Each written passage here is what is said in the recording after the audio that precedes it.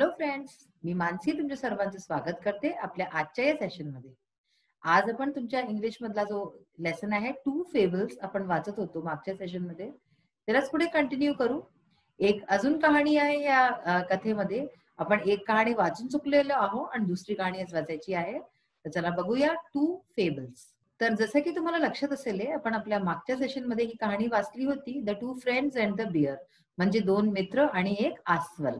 याच्यामध्ये दोन मित्र असतात, जंगलात जात असतात. त्यांच्या समोर एक अस्वल येतो. एक मित्र भीतीने त्याला जे आहे झाड चढता येत असतं तो चढून जातो आपल्या मित्राला सोडून, आणि दुसरा मित्र आपल्या डोक्याचा इस्तेमाल करून, डोक्याला वापरून तो जे आहे खालती जमिनीवर पडून जातो आणि आपली श्वास रोखून घेतो.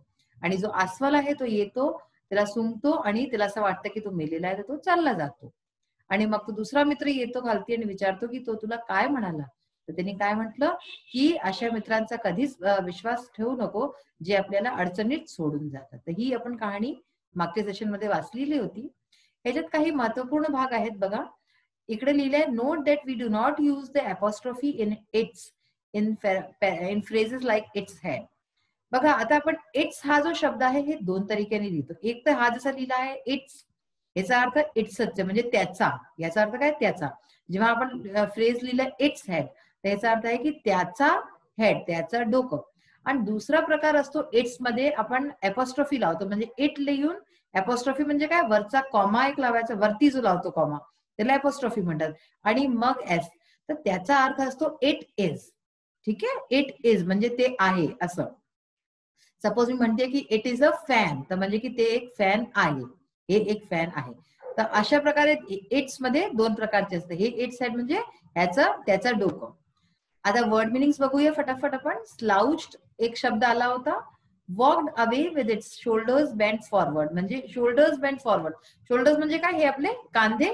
बेंट फॉरवर्ड म्हणजे असं असं झुकवलेले, तर हे बेंट फॉरवर्ड. तर वॉक्ड अवे चालला गेला आपले कंधे झुकवून, म्हणजे त्याला असं वाटलं होतं ना की त्याला खायला काही मिळेल, पण तो मित्र त्या माणसाने काय केलं, नाटक केलं मरायचं. तर तो बिचारा जो अस्वल होता तो आपले कंधे झुकावून चालला गेला.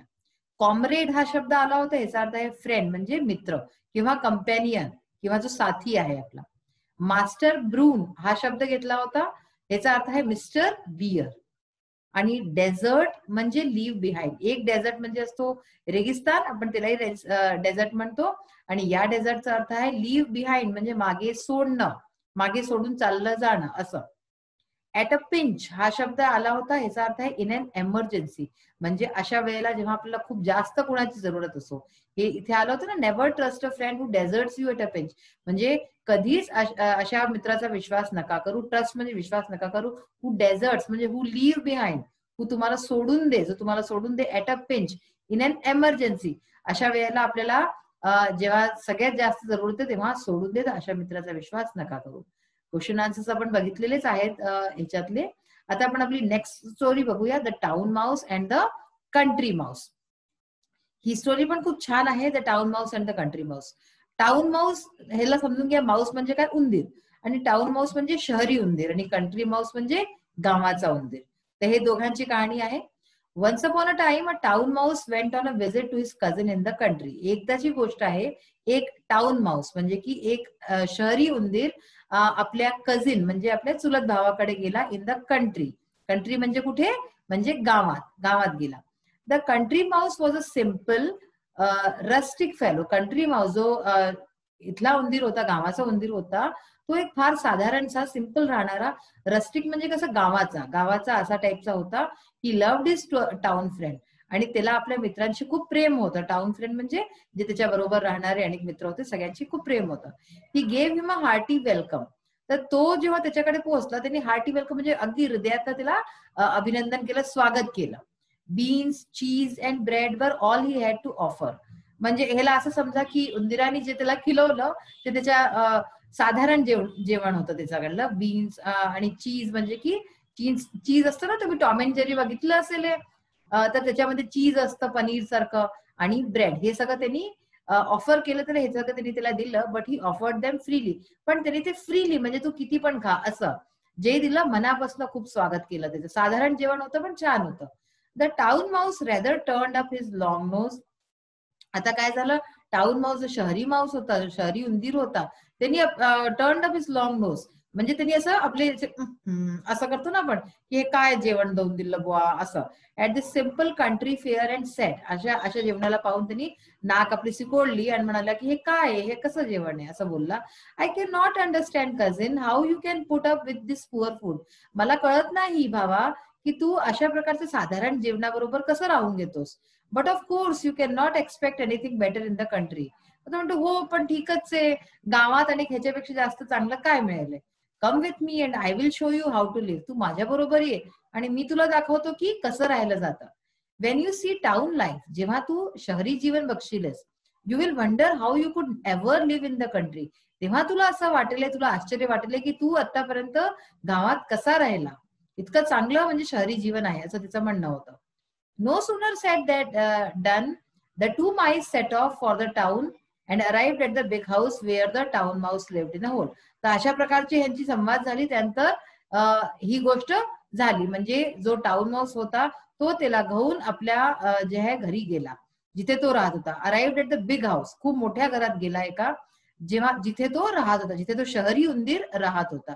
Lived in a hole, hole मध्ये राहतात, एका भोकात राहतात हे लोक उंदीर, तर तिथे तो त्याला घेऊन गेला. You will want some refreshment after a long journey.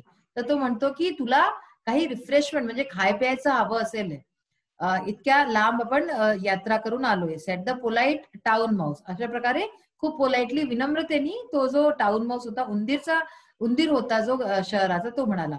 And took his friend into a grand dining room.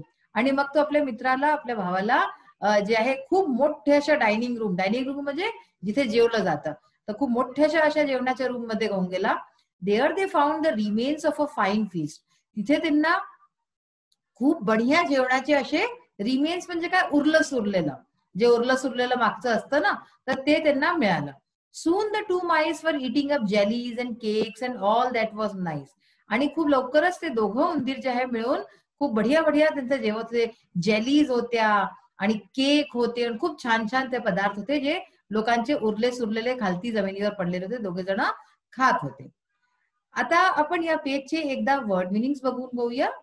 बघा, कझिन म्हणजे काय असतं, अ रिलेटिव्ह, म्हणजे आपल्याकडे जर चुलत भाऊ, मावस भाऊ, तर त्याला कझिन म्हणतात. कंट्री, रुरल एरिया म्हणजे गावाचा एरिया, गावाचा भाग. And area outside a city or town, आणि अशा एरिया जो की बाहेर असतो शहराचा. रस्टिकचा अर्थ काय आहे, rural living in a village. रस्टिकचा अर्थ असतं रुरल म्हणजे गावाचा आणि जो गावात राहतो. फेअर म्हणजे फूड, फेअर म्हणजे फूड, फूड म्हणजे काय, जेवण असतं जे. रिमेन्स म्हणजे लेफ्ट ओव्हर पार्ट्स, जे उरलं सुरलेलं काही पण गोष्ट असते त्याला रिमेन्स म्हणतात. तर अशा प्रकारे आपण वर्ड मिनिंग एकदा बघून घेतलेले आहात. आता बघा नेक्स्ट काय होतं मग त्याच्यानंतर, की ते दोघं जातात आणि ते दोघं ते खात असतात. त्याच्यानंतर काय होतं, suddenly they heard gruelling and barking. अचानक से त्यांना काय ऐकू येतं, ग्रोलिंग अँड बार्किंग, भोकण्याच्या आणि गुर्रावण्याच्या आवाजा त्यांना येऊ लागतात. What is that, set the country Mouse. जो कंट्री माऊस, जो गावाचा जो उंदीर असतो, म्हणतो की हे काय, ह्या कसल्या आवाज येतात ते. It is only the dogs of the house, answered the other. तर दुसरा काय म्हणाला, अरे काही नाही रे, हे तर घराचे कुत्रे आहेत, ते लोक भुकतात, त्यांची आवाज आहे. म्हणजे only the dogs of the house. आता ते उंदीर एवढी एवढीचे, जर कुत्रे येतील तर त्यांना खाऊनच जातील की नाही. Only set the country mouse. तर जो गावाचा उंदीर, तो म्हणाला ओनली, तुझ्या हिशोबात ते फक्त आहे.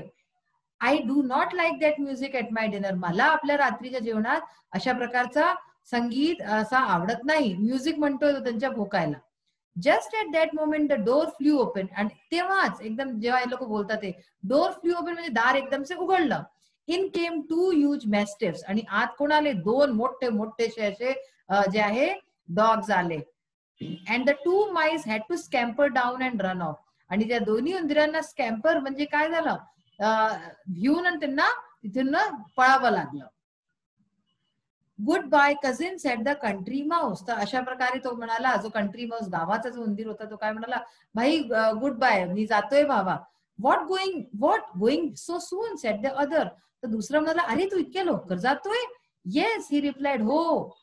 असं तो म्हणाला, better beans and bread in peace than cakes and jellies in fear. तर तो म्हणाला, आपल्या घरी मीठ, आपण म्हणतो ना की आपल्या घरी मीठ पोळी खाल्लेलं बरं, बाहेर जाऊन आणि काही खाल्ल्यापेक्षा. तर तेच तो म्हणतो की आपल्या घरी मी बीन्स आणि ब्रेड खाऊन गो शांतीने बसून ते बरं, यापेक्षा की मी बाहेर जाऊन आणि भीतीने जे आहे केक आणि जेली खाऊ, ह्याच्यापेक्षा तेच बरं. तर अशा प्रकारची स्टोरी होती बघा, अडॅप्टेड फ्रॉम एसॉप्स फेबल्स. ह्यूज म्हणजे व्हेरी बिग, खूप मोठे. तर मोठे मोठे दोन काय आले, 2 कुत्रे आले.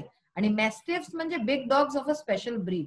ही एक ब्रीड असते, ठीक आहे ना, एक जाती असते, प्रजाती असते कुत्र्यांची, त्यांना मॅस्टिफ्स म्हणतात. आता बघा, हे इंग्लिश वर्कशॉप्स मधले जे क्वेश्चन्स आहेत ते आता आपण करूया.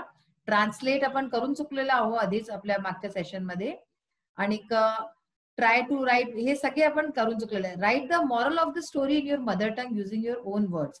तर आपल्याला मॉरल ऑफ द स्टोरी लिहायची आहे तुम्हाला, या कहाणीची आपण जी वाचली आणि मदर टंग म्हणजे आपल्या मातृभाषेत वाचायची आहे. तर आपण आता ह्याचा अनेक भाग पाहूया जो उरलेला आहे. आता बघा, हे इंग्लिश वर्कशॉप मधलं तुमचा आहे हा जो एक्सरसाइज आहे. पहिला क्वेश्चन आहे तुमचा, दिस स्टोरी हॅज 2 पार्ट्स. ही जी स्टोरी आपण वाचली ह्याच्यात 2 भाग होते. Write that happened in each part. म्हणजे एक भागात जेव्हा तो शहरी उंदीर गावात जातो आणि दुसरा भाग जेव्हा गावाचा उंदीर शहरात येतो. तर या दोन्ही भागांना आपल्याला सांगायचं आहे कसं काय, की तेव्हा काय झालं. आता बघा, पहिला आहे इन द कंट्री, म्हणजे गावामध्ये काय झालं. The town mouse went to visit his country cousin. म्हणजे की जो शहरी उंदीर होता तो गावात गेला आपल्या भावाला, कझिनला भेटायला. इथे तुम्ही एक गोष्ट लक्षात ठेवा, हा जो अंडरलाईन पार्ट आहे, तुम्ही जर पुस्तक बघाले तर हा अंडरलाईन पार्ट आपण लिहिलेला आहे आणि हा जो पार्ट आहे हा दिलेला आहे. तर म्हणजे तुम्ही जेव्हा लर्न कराले तेव्हा तुम्हाला हा वाला भाग लर्न करायचा आहे. हे 2 भाग दिलेले राहतील, ठीक आहे. तर हा जातो, the country Mouse gave the town Mouse beans, cheese and bread. तर तो जो गावाचा उंदीर असतो तो त्याला काय देतो, गेव द टाउन माऊस, जो शहरी उंदीर असतो त्याला बीन्स, चीज आणि ब्रेड हे सगळं देतो त्याला खायला. आणि last part, the town Mouse did not like the food, की जो शहरी उंदीर असतो त्याला हे सगळं काही आवडत नाही. तर हे इन द कंट्री म्हणजे हे सगळं काय होतं, कुठे होतं, गावामध्ये होतं. आता ऍट द बिग हाऊस, मोठ्या घरात, हा जो दुसरा पार्ट असतो तिथे काय होतं. इथेही बघा, हे 2 अंडरलाईन जे तुम्हाला सेंटेन्सेस दिसतात हे आपण लिहिलेले आहेत आणि हा आपल्याजवळ आधीपासून होता हा मधला भाग. पहिले लिहाले, both the mice arrived at the big house where town mouse live. दोघे जे उंदीर आहेत, उंदीर होते ते अराइव्ह म्हणजे पोहोचतात मोठ्या घरात, वेअर टाउन माऊस लिव्ह, जिथे तो उंदीर शहरी उंदीर राहतो. मग आहे दुसरा भाग, the town Mouse offered is cousin jellies and cakes. जो जो शहरी उंदीर असतो तो आपल्या भावाला, कझिनला, चुलत्याला जेली आणि केक ऑफर करतो, म्हणजे देतो खायला. आणि लास्ट मध्ये काय होतं, the country Mouse did not like the food offered by town Mouse. जो कंट्री माऊस असतो त्याला पण आपल्या भावाचा, आपल्या टाउन माऊसचा म्हणजे की जो गावाचा उंदीर असतो त्याला शहरी जेवण नाही आवडत. त्याला का नाही आवडत, त्याला म्हणून नाही आवडत कारण की तो भीतीने खातो आणि त्याला भीतीने खाणं आवडत नाही, म्हणून तो तिथून मग चालला जातो. अशा प्रकारे हे 2 जे आहे कहाण्यांचे पार्ट होते जे आपण पाहिले. मग बघा, describe some features of country life and town life. आपण ही कहाणी बघितली आणि ह्याच्यात आपल्याला एक जे आहे हे दिसलं की शहरी जीवन आणि ग्रामीण जीवन याच्यामध्ये थोडासा फरक आहे. तर ह्याच्यात तेच सांगायचं आहे आपल्याला. कंट्री लाईफ म्हणजे जो शहरी, जो गावाची लाईफ आहे ती कशी असते, सिम्पल म्हणजे साधारण, काम अँड क्वाईट एटमॉस्फिअर म्हणजे शांत अगदी खूप जो वातावरण असतो, ग्रीन नेचर म्हणजे निसर्ग असतो, हार्ड वर्क खूप लोक जे मेहनत करतात, स्मॉल शॉप्स लहान लहानशा दुकाने असतात, सॅटिस्फाईड पीपल आणि जे लोक असतात तिथे राहणारे ते खूप संतुष्ट असतात आपल्या जीवनाशी. आणि टाउन लाईफ जे शहरी लाईफ असते, शहरी जीवन असतं ते कसं असतं, लाईफ ऑफ हरी अँड वरी. जे शहरमध्ये असतात, तुम्ही जर मुंबईला राहत असाल तर तुम्ही हे पाहिलं असेल, हरी म्हणजे खूप घाईची लाईफ असते आणि वरी म्हणजे चिंतेची, घाई असते लोकांना आणि चिंता असते. A lot of money and luxury, खूप सारा पैसाही असतो, लक्झरी म्हणजे खूप आरामही असतो. कॉम्पिटिशन इन एव्हरी फील्ड, प्रत्येक क्षेत्रामध्ये खूप कॉम्पिटिशन असतं. डिस्कंटेंटेड, लोकांना संतुष्टी बिलकुल पण नसते. पॉल्युशन, खूप जास्त प्रदूषण असतं. आणि स्ट्रेस अँड स्ट्रेन, लोकांना खूप चिंता असते आणि ते खूप स्ट्रेस घेतात. तर अशा प्रकारे या दोन्हीमध्ये हे फीचर्स आहेत, म्हणजे की हे काय त्यांच्यामध्ये विशेषता असते कंट्री आणि टाउन लाईफ मध्ये. लँग्वेज स्टडी मध्ये बघा, use the following verbs in your own sentences to show the past, present and future tense. बघा, इथे काही शब्द दिले आहेत, आपल्याला प्रत्येक शब्दाचे 3-3 सेंटेन्सेस बनवायचे आहेत. एक पास्ट म्हणजे पास्ट म्हणजे काय झालं, भूतकाल, एक प्रेझेंट म्हणजे वर्तमान काल आणि फ्युचर म्हणजे भविष्यकाल. असे 3-3 सेंटेन्स प्रत्येक शब्दाचे बनवायचे आहे. पहिला शब्द आहे लाईक. लाईक म्हणजे काय, आवडणं. पास्ट टेन्स मध्ये बघा, ही लाईक स्विमिंग, तिला स्विमिंग आवडत होती. प्रेझेंट टेन्स मध्ये बघा, ही लाईक्स क्रिकेट, तिला क्रिकेट आवडतं. फ्युचर टेन्स मध्ये बघा, she will like to go to Nagpur, तिला नागपूर जाणं आवडेल. ठीक आहे, हे तिन्ही आपण जे आहे काळ बघितले. मग आहे लव्ह म्हणजे प्रेम. पास्ट टेन्स मध्ये बघा, we loved to eat chocolates, आम्हाला चॉकलेट खाणं खूप आवडत होतं. ठीक आहे, हे भूतकाळ झालं. प्रेझेंट टेन्स म्हणजे आत्ताचं वर्तमान, दे लव्ह देअर पेरेंट्स, त्यांना आपल्या पेरेंट्सची प्रेम आहे. आणि फ्युचर म्हणजे भविष्य, she will love her dream forever, ती आपल्या ड्रीमला म्हणजे स्वप्नाला नेहमीच प्रेम करेल. आन्सर म्हणजे उत्तर. पास्ट टेन्स, ही आन्सर्ड इमिजिएटली, त्यांनी तुरंत आन्सर दिला, उत्तर दिला. प्रेझेंट टेन्स म्हणजे वर्तमान, she always answers my questions, ती नेहमीच माझ्या प्रश्नांचं उत्तर देते. Future tense, nobody will answer my question, माझ्या प्रश्नांचं उत्तर कोणी नाही देईल. स्कॅम्पर, पास्ट टेन्स बघा, the squirrel scampered from tree to tree. Scamper म्हणजे असं उडी मारली. तर स्क्विरल म्हणजे काय असते, गिलेरी असते जी, गिलेरीने इकडून तिकडे झाडांवरती उडी मारली. प्रेझेंट म्हणजे आता वर्तमान, the child scampers all over the room, जो लहान मूल आहे तो स्कॅम्पर्स म्हणजे इकडून तिकडे पळतोय पूर्ण कमऱ्यामध्ये. Future tense, the rabbit will surely scamper to his burrow, rabbit जो आहे, जो ससा आहे तो नक्कीच आपल्या बरो मध्ये म्हणजे जिथे तो राहतो तिथे जाईल.